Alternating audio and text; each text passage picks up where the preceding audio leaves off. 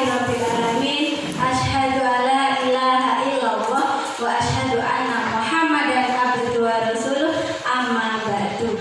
Yang terhormat Ibu Kepala Sekolah TK Islam IPHI, beliau Ibu Sri Hidayati Muhammad Sarjana Pendidikan dan Ausyadini. Yang kami hormati Ibu Kepala Sekolah TK 03 Mojogedang, Ibu Kepala Sekolah TK 01 Mojogedang, dan rekan-rekan yang hebat semuanya seperjuangan teman kami di PAUD Kecamatan Mojogedang.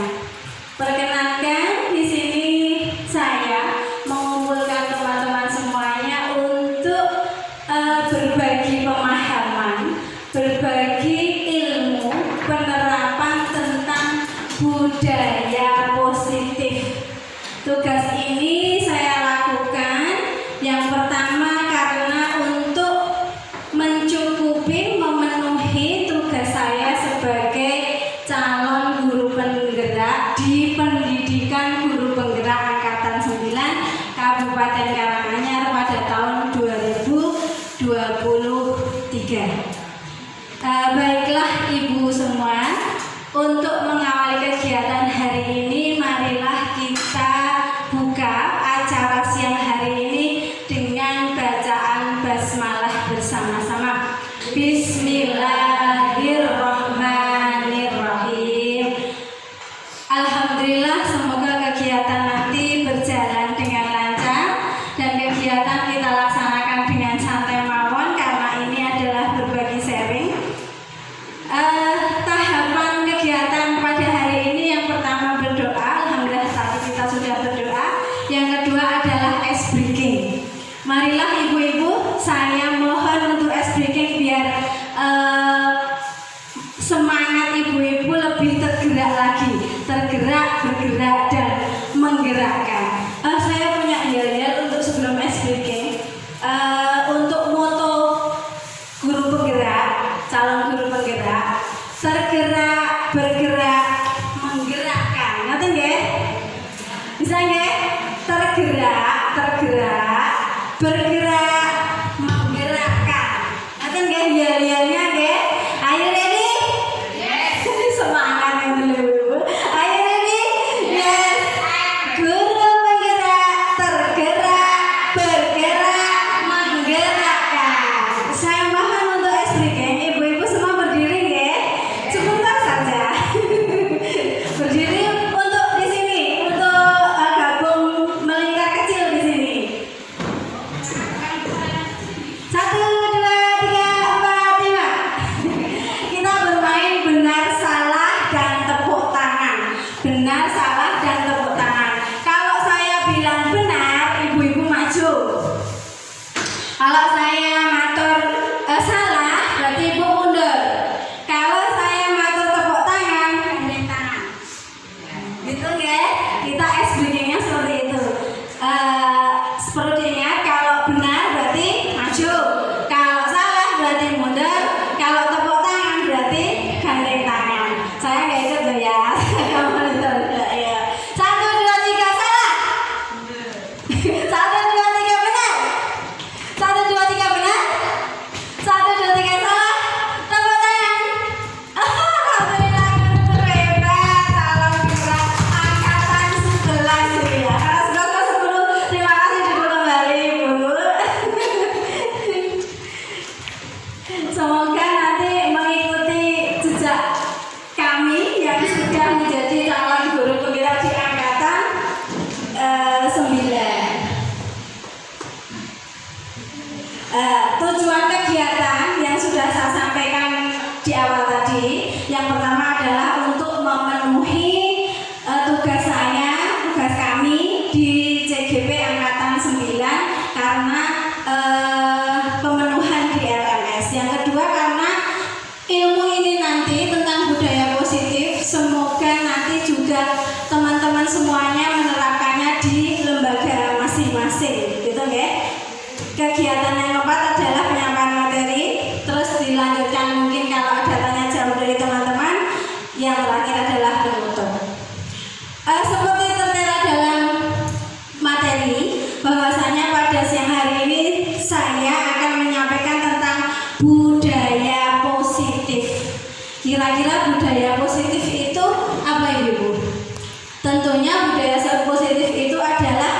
kegiatan atau kebiasaan-kebiasaan yang positif yang diterapkan di sekolah, dan tentunya muaranya tujuan utama yang kita gagas adalah berpusat kepada anak didik agar mereka bisa berkembang menjadi pribadi yang kritis, berkarakter, berdimensi profil pelajar Pancasila dan bertanggung jawab.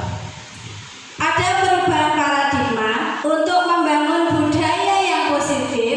Sekolah perlu menyediakan lingkungan yang positif, yang aman, tentunya TK itu aman ya di PAUD itu, dan nyaman bagi murid-murid, mampu berpikir, bertindak, dan mencipta dengan merdeka, mandiri, dan bertanggung jawab.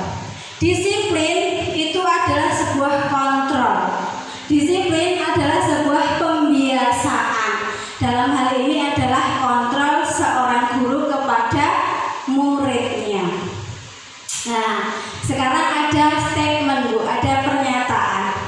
Ada pernyataan bahwasanya misalkan ibu guru saya suruh untuk mengepalkan tangannya, misalkan ya, tangan. Misalkan Ibu Titik mengepalkan tangan, kemudian Ibu Elis menyuruh Ibu Titik, tanganmu bukaan, kayak gitu. Nah, dikuat-kuatnya Ibu Titik nggak mau. Saya pengen mengepalkan kepala saya, tangan saya dengan genggaman yang erat. Nah, itu menyebutkan bahwa itu adalah kontrol. Langsung mawon ke pertanyaan pertama. Apakah Anda atau B, Ibu Titik tadi, membuka kepalan tangannya, membuka atau tidak, atau Anda atau B tetap menutup, membuka atau menutup? Nah, itu kira-kira kontrolnya itu kan dari siapa Bu? Dari kita sendiri ya.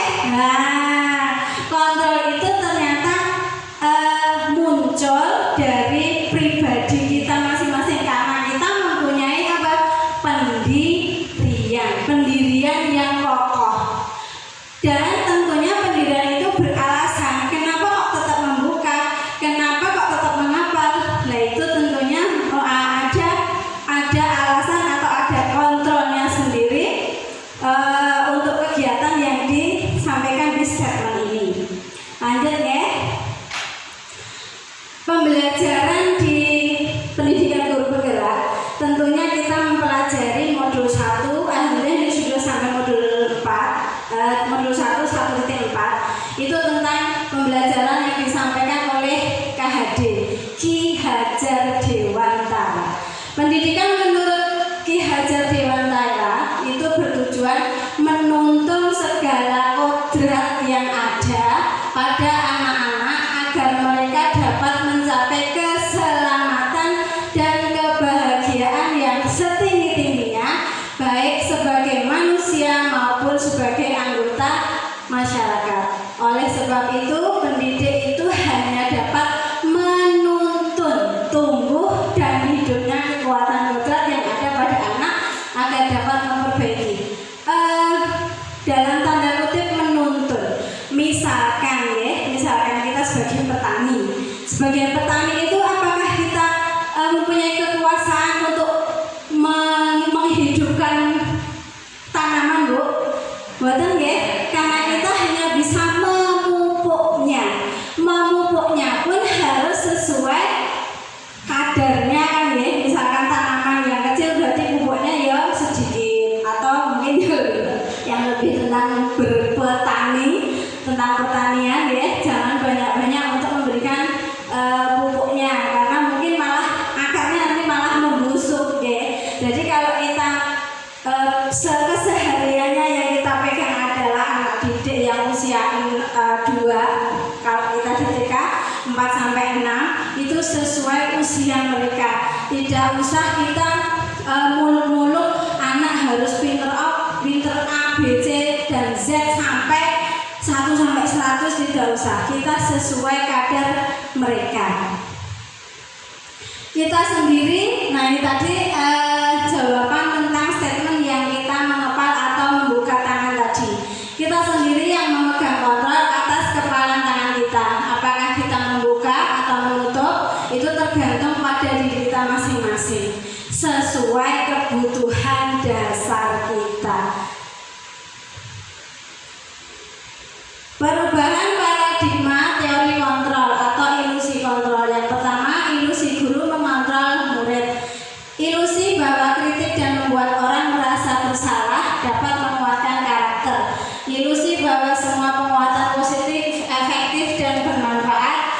ilusi bahwa orang dewasa memiliki hak untuk memaksa. Nah, ini contohnya. Ilusi tadi adalah stimulus respon. Kemudian teori kontrolnya yang kenyataannya itu contoh stimulus respon. Kita mencoba mengubah orang agar berpandangan sama dengan kita. Tentunya itu stimulus respon. Nah, teorinya kita berusaha memahami pandangan orang lain tentang dunia sampai selesai. Yang terakhir, model berpikir menang atau kalah. Teorinya adalah model berpikir menang. Itu paradigma stimulus respon dan teori kontrol. Nah, ini tadi judulnya katanya budaya positif atau disiplin positif itu sama saja. Apakah arti disiplin?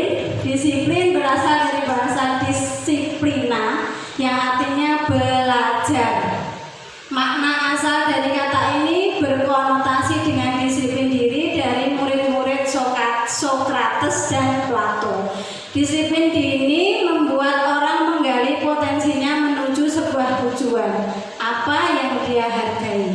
Namun dalam budaya kita, makna kata disiplin telah berubah menjadi sesuatu yang dilakukan seseorang pada orang lain untuk mendapatkan kepatuhan. Kecenderungan umum adalah menghubungkan kata disiplin dengan ketidaknyamanan, bukan dengan apa yang kita hargai atau pencapaian suatu tujuan mulia. Jadi disiplin itu sama dengan tindakan ya. Nah, ini disiplin adalah kemampuan memerintah diri sendiri dalam mengontrol dan menguasai diri untuk memilih tindakan yang mengacu pada nilai-nilai yang kita hargai dengan penuh tanggung jawab. Maksud dari nilai-nilai yang kita hargai adalah nilai kebajikan. Kalau di kurikulum Merdeka kita harus menyisipkan P3. Apa P3? Profil pelajar Pancasila yang ada berapa dimensi, Bu? 6 ya, ada 6 dimensi. Pelajar Pancasila beriman dan bertakwa, terus kepada Tuhan Yang Esa dan berakhlak mulia, berkebinekaan global, gotong royong mandiri, kreatif dan bernalar kritis. Nah, kalau kita dituntut untuk menerapkan kurikulum Merdeka, seharusnya kita harus menerapkan 6 dimensi P3, pelajar profil Pancasila.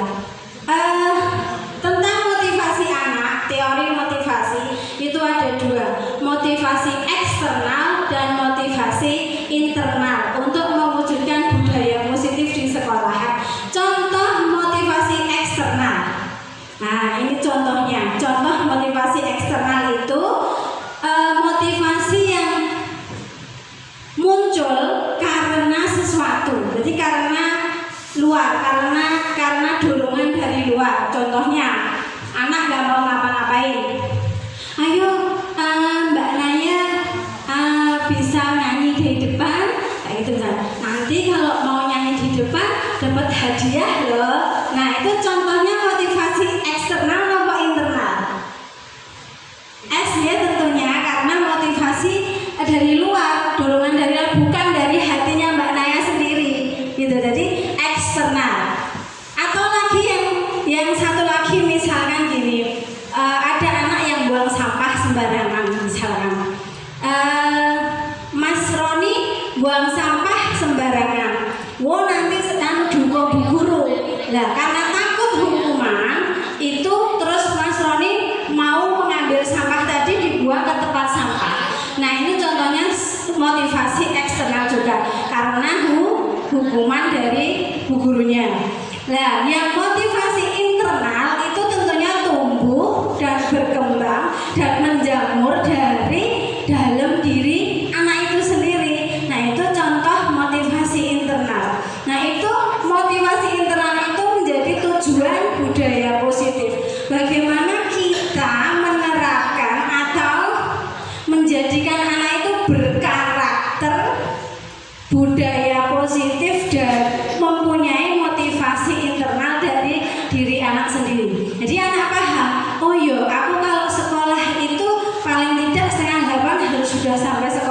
biar tidak terlambat. Kalau aku terlambat berarti aku menjadi anak yang tidak tertib, menjadi anak yang tidak disiplin. Terus paham sendiri. Oh iya, kalau aku harus buang sampah di tempat sampah, berarti aku menjadi anak soleh solihah.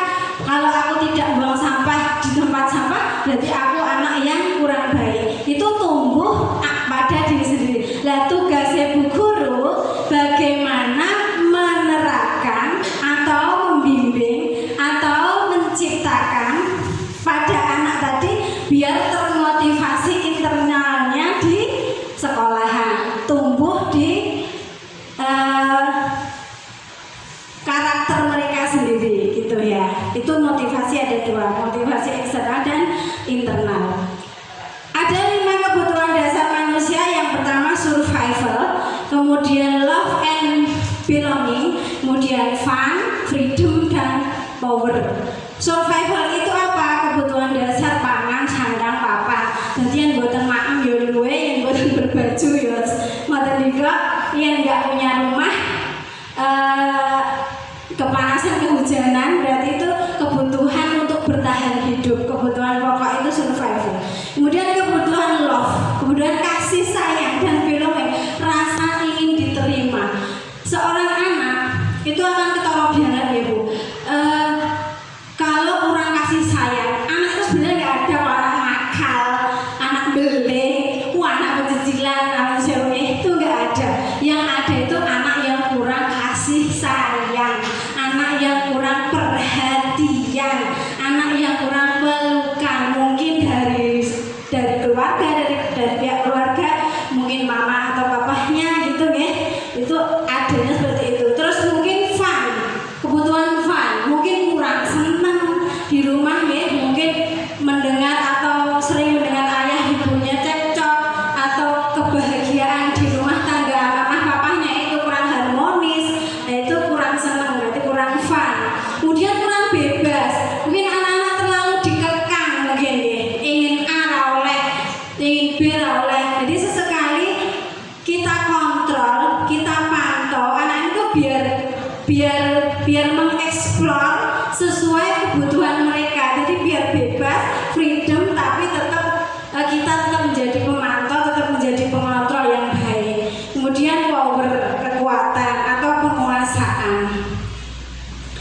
Ada 5 posisi kontrol Bu Guru. Bu Guru itu punya nilai posisi kontrol. Ada 5 pegangan yang harus dipelajari Bu Guru. Kita sebagai Bu Guru itu yang pertama ternyata menjadi penghukum. Bagaimana nanti posisi Bu Guru menjadi penghukum. Kemudian membuat merasa bersalah. Keyakinan seseorang akan lebih memotivasi seseorang diri dari dalam ya. Seseorang akan lebih bergerak dan bersemangat untuk menjalankan keyakinannya daripada hanya sekedar mengikuti serangkaian peraturan tertulis tanpa makna. Murid-murid pun demikian. Mereka perlu mendengarkan dan memahami arti sesungguhnya tentang peraturan-peraturan yang diberikan. Apa nilai-nilai kebajikan di balik peraturan tersebut? Apa tujuan utamanya, dan menjadi tidak tertarik atau takut sehingga hanya sekedar mengikuti serangkaian peraturan-peraturan yang mengatur mereka tanpa memahami tujuan mulianya. Keyakinan kelas bersifat abstrak daripada peraturan yang lebih rinci dan konkret. Keyakinan kelas berupa pernyataan-pernyataan yang universal. Pernyataan keyakinan kelas senantiasa dibuat dalam bentuk positif. Keyakinan kelas hendaknya tidak terlalu banyak sehingga mudah diingat dan dipahami. Semua warga kelas sebaiknya ikut berkontribusi dalam membuat kegiatan kelas lewat curah pendapat. Bersedia meninjau kembali keyakinan kelas dari waktu ke waktu. Perbedaan peraturan kelas dan keyakinan kelas. Contoh peraturan kelas: selalu kembalikan buku ke tempatnya. Nah, keyakinan kelasnya menjadi tanggung jawab. Contoh lagi, misalkan dilarang melakukan kekerasan, berarti itu keyakinan kelas tentang keselamatan atau menghormati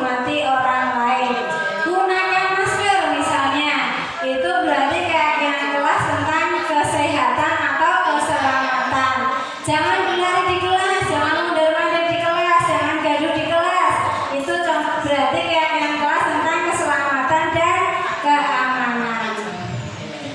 Beranjak ke segitiga restitusi. Apa itu segitiga restitusi itu? Segitiga restitusi adalah suatu proses dialog yang dijalankan oleh guru atau orang tua atau pendidik agar dapat menghasilkan murid yang mandiri dan bertanggung jawab. Ada 3 langkah untuk melaksanakan segitiga restitusi. Yang pertama adalah menstabilkan identitas, kemudian validasi tindakan yang salah, dan menanyakan keyakinan. Contohnya nanti ada di video saya ya. Tahapan segitiga restitusi yang menstabilkan identitas, contohnya berbuat salah itu tidak apa-apa anak-anak, karena itu ada manusiawi, karena manusia tidak ada yang manusia yang sempurna. Kita bukanlah malaikat. Saya juga pernah melakukan kesalahan seperti itu, misalkan seperti itu ya. Kita bisa menyelesaikan ini bersama-sama. Bapak Ibu tidak tertarik mencari siapa yang salah, tapi Bapak Ibu ingin mencari solusi dari permasalahan ini. Kamu berhak merasa begitu. Tahapan yang kedua yaitu validasi tindakan yang salah. Contohnya ada kata-kata padahal kamu bisa melakukan yang lebih buruk dari ini ya. Kamu pasti punya alasan mengapa melakukan hal itu. Kamu patut bangga pada dirimu sendiri karena kamu telah melindungi sesuatu yang penting buatmu. Contoh tahapan yang ketiga adalah menanyakan tentang keyakinan kelas yang sudah dibuat bersama-sama di kelas. Contohnya, apa yang kita percaya sebagai kelas atau keluarga? Apa nilai-nilai umum yang kita telah sepakati? Apa bayangan kita tentang kelas yang ideal? Kamu mau jadi orang yang seperti apa, nak? Nah, contohnya seperti itu. Sudah, terima kasih. Itu tentang budaya positif yang saya sampaikan. Saya tunjukkan contoh segitiga restitusi yang saya buat pada murid saya. Nah, ini contohnya tugas kemarin yang demonstrasi kontekstual. Nah, pada suatu hari ini ada video ini ya. Alvino siswa kelas Arafah atau kelas B. Itu tampak Mas Alvino tampak terlambat masuk sekolah.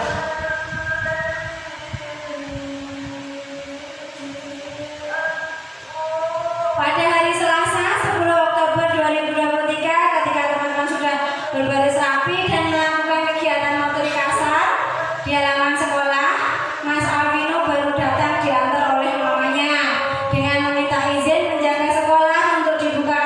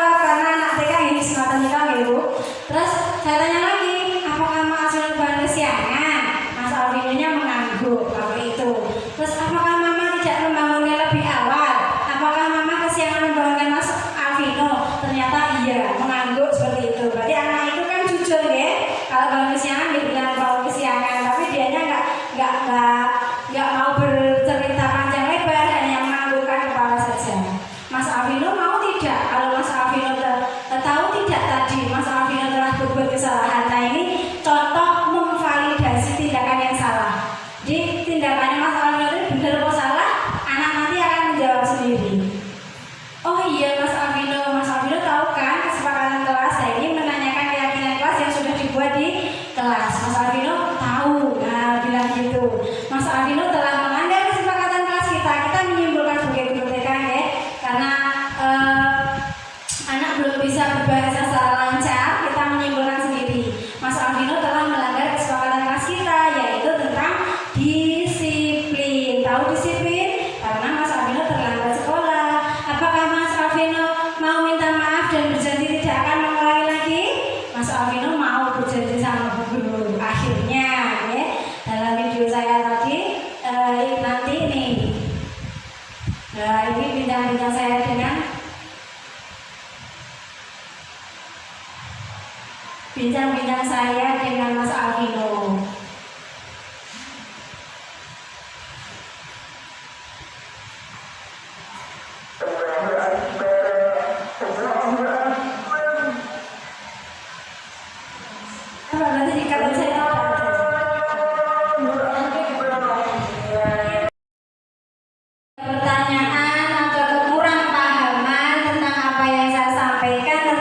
Budaya positif bisa disampaikan di forum ini. Monggo silakan. Saya persilakan untuk yang bertanya. Terima kasih waktunya. Langsung saja pertanyaan saya, mengapa budaya positif itu perlu diterapkan di lembaga kita atau di sekolah kita? Terima kasih. Iya, terima kasih Bu Umi. Mungkin ada lagi pertanyaan dari Bu Umi, saya tampung dulu. Mungkin setelah ada pertanyaan yang lain, nanti akan saya berikan pendapat bersama-sama. Dari Bu Elis, oke silakan. Terima kasih Bu Elis, silakan. Mau bertanya Bu Elis, untuk mengatasi anak yang suka jajan, di sini saya punya masalah di mana ada seorang siswa murid didik saya yang kalau nggak disamani yang banyak dia nggak mau sekolah. Jadi kalau dia disamani banyak dia masuk sekolah, tapi kalau cuma sedikit dia nggak mau ogah-ogahan. Bagaimana kita sebagai guru bisa memotivasi dia supaya dia masuk sekolah walaupun nggak bawa uang jajan yang banyak?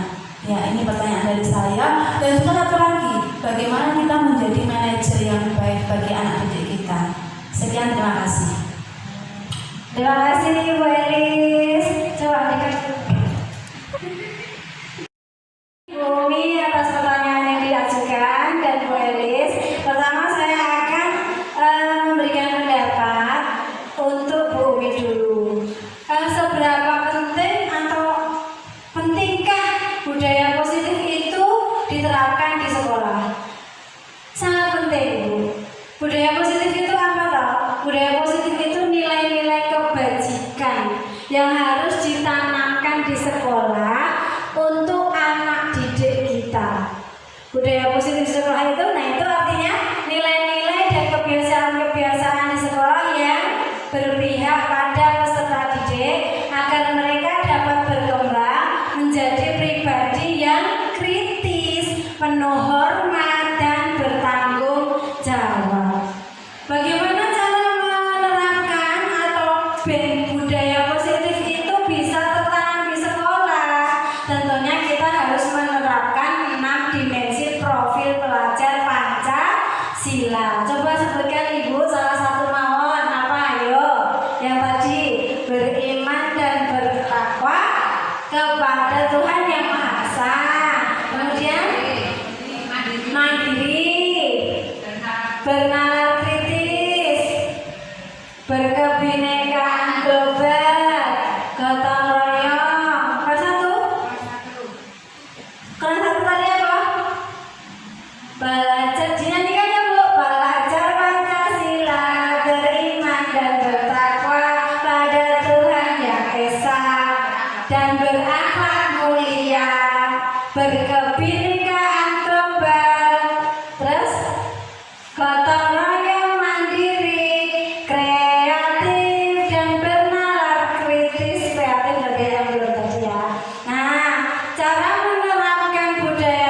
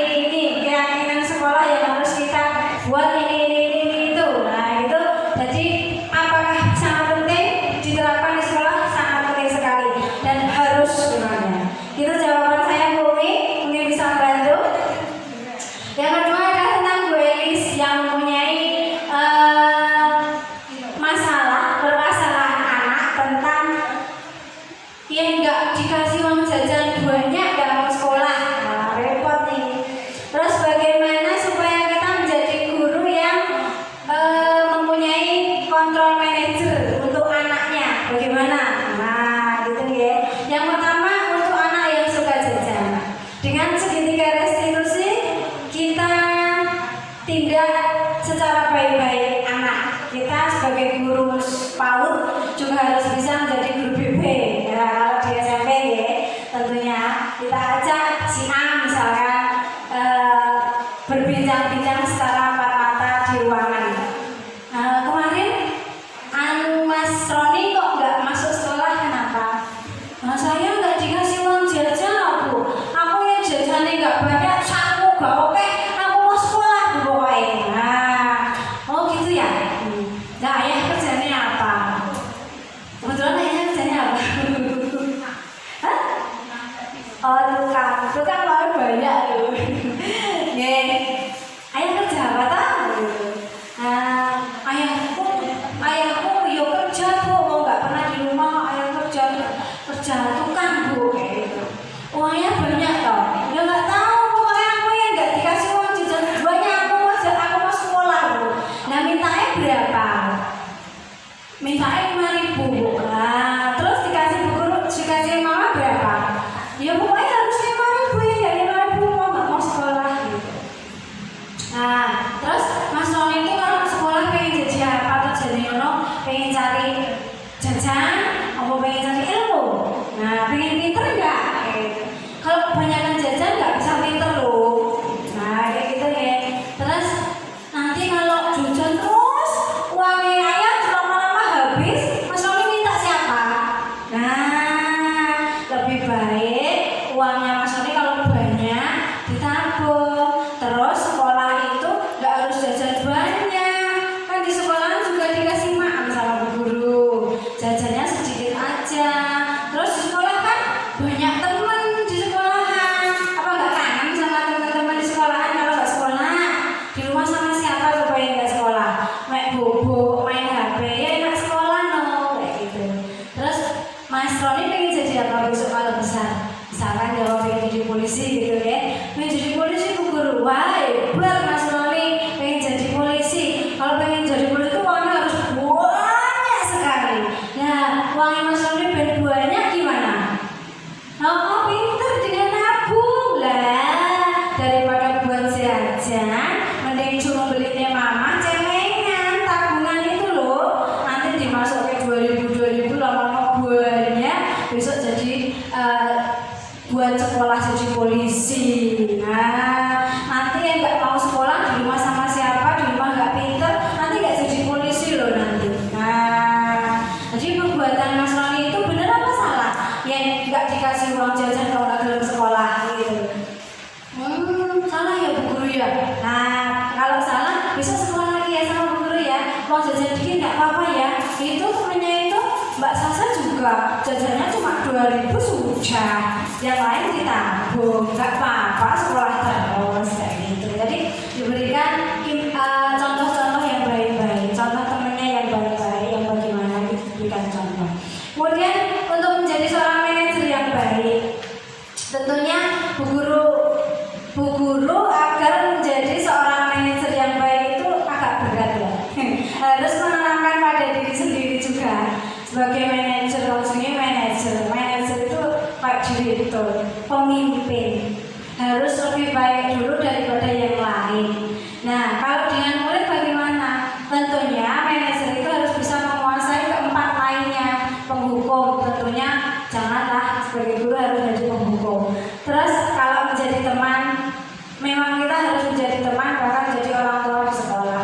Kalau harus bagaimana lah? Bagaimana caranya agar menjadi manajer yang baik? Yang pertama harus memahami karakter ekstrinsiknya anak dulu. Jadi bawaan dari luarnya, misalnya dari keluarga gitu ya, kita harus paham, oh lah anak ini dari keluarganya seperti ini. Kita harus bisa memberikan penjelasan atau kebebasan atau kasih sayang atau tadi loh rasa peduli ke anak tadi. Jangan langsung men-judge anak ini lemah banget nih kayak ini yang di sekolahan nulisnya kayak iso kayak gitu. Dan ternyata sisi-sisi keluarganya tidak mendukung atau bahkan ayah dan ibunya mungkin bisa, jadi kan kurang perhatian. Jadi kita harus menjadi